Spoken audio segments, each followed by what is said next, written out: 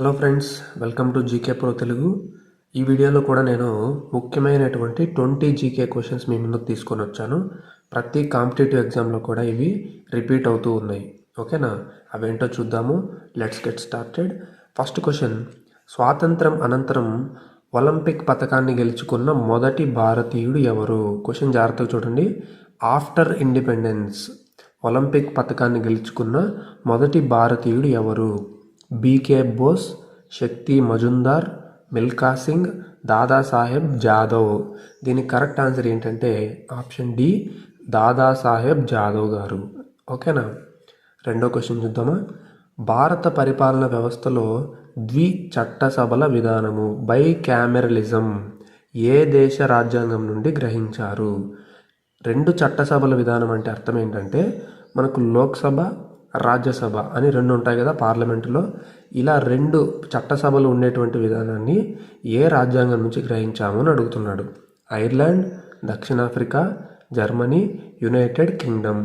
దీని correct answer ఏంటంటే United Kingdom.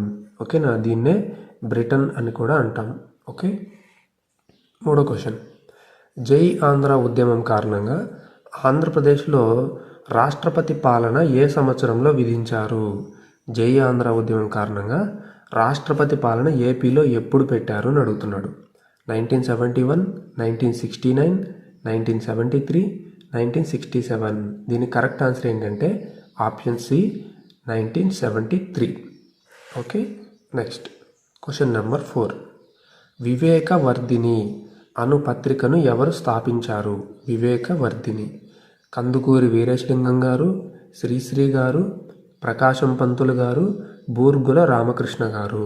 దీని కరెక్ట్ ఆన్సర్ ఏంటి అంటే కందుకూరి వీరేశలింగం గారు. మన తెలుగు సమాజానికి సంబంధించి ఒక గొప్ప సంఘ సంస్కర్త కందుకూరి వీరేశలింగం గారు. ఈయన వివేకవర్ధిని అనేటువంటి పత్రికను నడిపారు. Next question 5. చిట్ట చివరి మొఘలు చక్రవర్తి ఎవరు? బాబర్, టిప్పు సుల్తాన్, ఔరంగజేబ్, బహదూర్ షా టూ. చిట్ట చివరి మొఘల్ చక్రవర్తి ఎవరంటే బహదూర్ షా టూ. ఓకేనా? 6వ question: all India Muslim League ఢాకాలో ఎప్పుడు స్థాపించబడెను? 1904, 1906, 1901, 1903. ముస్లిం లీగ్ ఎప్పుడు స్థాపించారు అంటే 1906 సంవత్సరంలో స్థాపించారు. ఓకే. నెక్స్ట్ క్వశ్చన్ నెంబర్ 7 చూద్దాము. ఢిల్లీ సుల్తాను పరిపాలకులలో చివరి వంశము ఏది? మనకందరికీ తెలుసు ఢిల్లీ సుల్తాన్లో 5 వంశాలు ఉన్నాయి ఈ పరిపాలనలో. అందులో మొట్టమొదటిది బానిస వంశము. ఓకేనా? మరి చివరిది ఏంటి అని అడుగుతున్నాడు ఇక్కడ క్వశ్చన్లో. చివరి వంశం ఏంటంటే లోడీ వంశము. గుర్తుపెట్టుకోండి friends, it is a previous exam question. Question number 8కి వెళ్తున్నాను. కాకతీయుల కాలంలో మోటుపల్లిని సందర్శించిన విదేశీ యాత్రికుడు ఎవరు? కాకతీయుల కాలంలో మనకు ఒకే ఒక ఓడరే ఉంటుంది, అదే ఈ మోటుపల్లి. దీన్ని సందర్శించినటువంటి విదేశీ యాత్రికుడు ఎవరు అని అడుగుతున్నాడు. Barbosa, Abdul Razzaq, Domingo Paes, Marco Polo. Correct answer ఏంటంటే option D, Marco Polo. Okay. Next question number 9. Bauxite అనున్నది ఏ మూలకం యొక్క ప్రధాన ఖనిజము?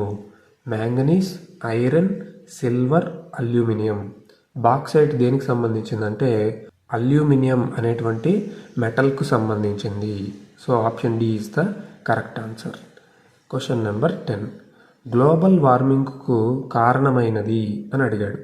ఓజోన్ డెప్లిషన్ అంటే ఓజోన్ క్షీణత, UV radiation, greenhouse effect greenhouse ప్రభావము, హాల్డేన్ ఎఫెక్ట్ హాల్డేన్ ప్రభావము. గ్లోబల్ వార్మింగ్ అంటే భూమి వేడెక్కడం, తీవ్రంగా వేడెక్కడం. దీనికి కారణం ఏంటయ్యా అంటే greenhouse effect. Greenhouse ఎఫెక్ట్నే హరిత గృహ ప్రభావము అంటారు తెలుగులో. ఓకేనా? ఇదే గ్లోబల్ వార్మింగ్కు కారణమైనటువంటిది. క్వశ్చన్ నెంబర్ 11 చూద్దాము. చాలా ఇంపార్టెంట్, చాలాసార్లు అడిగారు. ఏ రాజ్యాంగ సవరణ చట్టం ఓటు హక్కు కనీస వయస్సును 21 సంవత్సరాల నుంచి 18 సంవత్సరాలకు మార్చింది? చాలా ఇంపార్టెంట్. 61వ సవరణ, 62వ సవరణ, 71వ సవరణ, 72వ సవరణ. దీనికి కరెక్ట్ ఆన్సర్ ఏంటంటే 61వ సవరణ. బాగా గుర్తుపెట్టుకోవాలి ఇది, ఓకేనా. నెక్స్ట్ మరొక ఇంపార్టెంట్ క్వశ్చన్ 12. భారతీయ రిజర్వ్ బ్యాంకు జాతీయకరణం నేషనలైజేషన్ చేయబడిన తేదీని గుర్తించండి. జనవరి 1, 1949, ఆగస్టు 15, 1947, జనవరి 26, 1950, ఏప్రిల్ 16, 1948. దీని కరెక్ట్ ఆన్సర్ ఆప్షన్ ఏ అండి, జనవరి 1, 1949. భారతీయ రిజర్వ్ బ్యాంక్ అంటే మనకు తెలుసు కదా, ఆర్బిఐ. సో ఆప్షన్ ఏ అని బాగా గుర్తుపెట్టుకోండి. ఇవి 12 క్వశ్చన్లు ఫ్రెండ్స్, మనం పూర్తి చేసాము. నెక్స్ట్ నేను 13వ క్వశ్చన్కి వెళ్తున్నాను చూడండి. ప్రపంచ వాణిజ్య బ్యాంకు వరల్డ్ ట్రేడ్ ఆర్గనైజేషన్ ప్రధాన కార్యాలయం ఎక్కడ ఉన్నది అని అడుగుతున్నాడు. Geneva, Rome, New York, Nairobi. Correct answer Geneva. Okay, option A is correct. Next question number 14.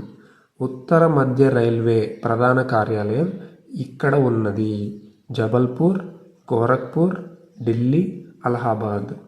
ఉత్తర మధ్య రైల్వే, నార్త్ సెంట్రల్ రైల్వే ఎక్కడ ఉందంటే మనకు అలహాబాద్లో ఉంది హెడ్ క్వార్టర్స్. ఓకే, గుర్తుపెట్టుకోండి. Next question number 15. ప్రపంచవ్యాప్తంగా మానవ హక్కుల దినం హ్యూమన్ రైట్స్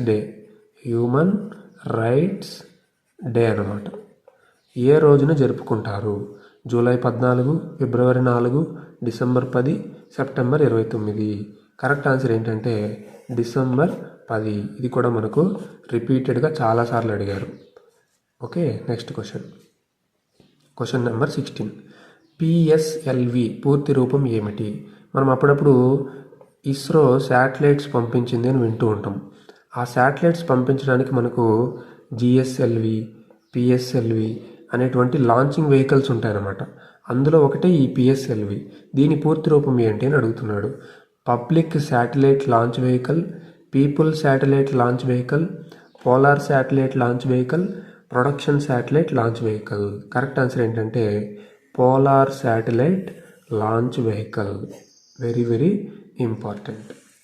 నెక్స్ట్ 17. భారతదేశంలో పొడవైన తీరరేఖ గల రాష్ట్రం ఏది? తీరరేఖ అంటే కోస్టల్ లైన్, బీచ్ ఉంటుంది కదా, అది పొడవుగా ఉన్నటువంటి, ఎక్కువగా ఉన్నటువంటి రాష్ట్రం ఏది అని అడుగుతున్నాడు. గుజరాత్, తమిళనాడు, ఆంధ్రప్రదేశ్, కర్ణాటక. ఆన్సర్ ఏంటంటే Gujarat. Option A is correct. Next question number 18. Fourth estate అని పిలువబడేది. ఇది కూడా చాలాసార్లు అడిగారు. ఫోర్త్ ఎస్టేట్ అని దేన్ని పిలుస్తాము అని అడుగుతున్నాడు. ఆప్షన్ ఏ శాసనశాఖ అంటే లెజిస్లేచర్, ఆప్షన్ బి మీడియా అంటే ప్రెస్. ఇందులో 2 ఉంటాయన్నమాట. మనకు టీవీ న్యూస్ మీడియా ఉంటుంది, న్యూస్ ఛానల్స్ ఉంటాయి కదా, అలాగే మనకు ప్రింట్ న్యూస్ మీడియా కూడా ఉంటుంది, న్యూస్ పేపర్స్ మనం చూస్తూ ఉంటాం. ఈ 2 కూడా మనకు ప్రెస్ అంటాం అనమాట. 3వది సామాజిక మాధ్యమాలు అంటే ఫేస్బుక్, ట్విట్టర్, వాట్సాప్, యూట్యూబ్, ఇవన్నీ కూడా సామాజిక మాధ్యమాలు. ఆప్షన్ డి సేవా సంస్థలు. ఫోర్త్ ఎస్టేట్ అని దేన్ని పిలుస్తామంటే మీడియాని పిలుస్తాము. చాలా ఇంపార్టెంట్ ఫ్రెండ్స్, గుర్తుపెట్టుకోండి.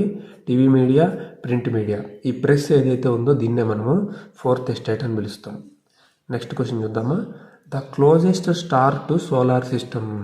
సౌర కుటుంబానికి అత్యంత దగ్గర నక్షత్రం అని పిలువబడుతున్న నక్షత్రం ఏది? Alpha Centauri, Proxima Centauri, Sirius, Kepler 452b. దీని కరెక్ట్ ఆన్సర్ ఏంటి అంటే Proxima Centauri. Option B is the correct answer. Proxima Centauri అనేది ఒక స్టార్ పేరు. ఇదే మనకు సౌర కుటుంబానికి దగ్గరగా ఉంటుంది. Remember this name. Okay, next ఈ సెషన్కి సంబంధించి లాస్ట్ క్వశ్చన్. స్టెటస్కోప్ని ఎవరు కనుగొన్నారు అని అడుగుతున్నాడు. David Bushnell, James Watt, James Harrison, Rene Laennec. స్టెటస్కోప్ని ఎవరు కనుగొన్నారంటే రెన్ లెన్నెక్ అనేటువంటి గొప్ప శాస్త్రవేత్త కనుగొన్నారు. ఓకే ఫ్రెండ్స్, ఇవి మనకు 20 ఇంపార్టెంట్ జీకే క్వశ్చన్స్. మీకోసం నేను యాజ్ యూజువల్గానే ఒక ఎక్సర్సైజ్ క్వశ్చన్ అనేది తీసుకొని వచ్చాను. అదేంటో చూద్దాం. ఎవరెస్ట్ శిఖరాన్ని అధిరోహించిన మొదటి భారతీయురాలు ఎవరు అని అడుగుతున్నాడు. అంటే మహిళ. Bachendri Pal, Dorjee, Aung San Suu Kyi, Yoko Ono. దీనికి కరెక్ట్ ఆన్సర్ ఏంటో నాకు కామెంట్లలో తెలియజేయండి. ఓకేనా ఫ్రెండ్స్, ఇవి మనకు ముఖ్యమైన ఇంపార్టెంట్ క్వశ్చన్స్. మీకు ఈ వీడియో ఉపయోగపడిందని నేను అనుకుంటున్నాను. ఉపయోగపడితే ఒక లైక్ చేయండి. ఖచ్చితంగా ఇలాంటి వీడియోస్ అని నేను రెగ్యులర్గా అప్లోడ్ చేస్తూ ఉంటాను కాబట్టి తప్పకుండా సబ్స్క్రైబ్ చేసుకోండి. ఓకేనా friends, wish you all the best. Preparation బాగా కొనసాగించండి. ఈ ప్రిపరేషన్లో నేను కూడా మీకు ఉపయోగపడతాను. And I will see you in the next class. Bye.